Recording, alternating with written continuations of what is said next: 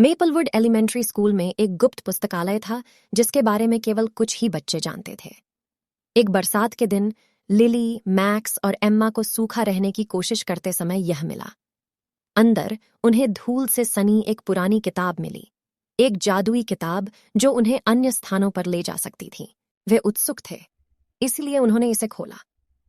किताब में सुदूर देशों की कहानियां थीं।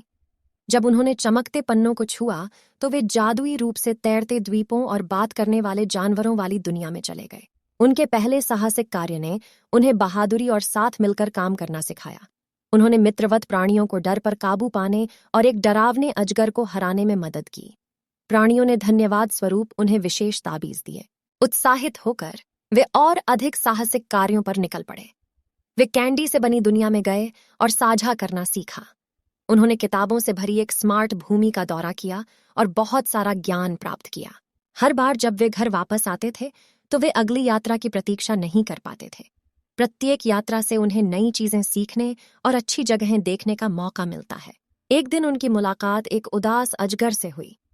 पुस्तक का उपयोग करते हुए उन्होंने उससे बात की और पता चला कि वह अपने परिवार को ढूंढना चाहता था।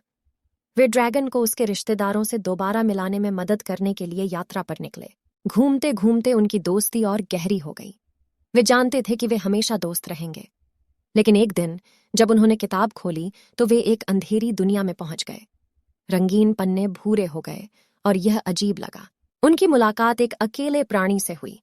लड़ने के बजाय उन्होंने दयालुता और समझदारी दिखाई, जिससे दुनिया में रोशनी वापस आई।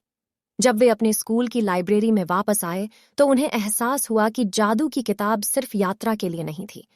इसने उन्हें दयालु, बहादुर और समझदार होने के बारे में सिखाया। अन्य छात्रों ने भी जादुई पुस्तकालय के बारे में सीखा। हर साल नए बच्चे इसे पाते थे और जादुई किताब उन लोगों के साथ अपनी कहानियां साझा करती थीं जो अच्छे दिल वाले और जिज्ञासु थे। समय के साथ लिली, मैक्स और एम्मा अपने कारनामों को याद करते हुए दोस्त बने रहे। जादुई पुस्तकालय नई पीढ़ियों के लिए एक विशेष स्थान, मनोरंजन और मित्रता का स्थान बन गया। और इसलिए जादुई पुस्तकालय की कहानी जारी रही।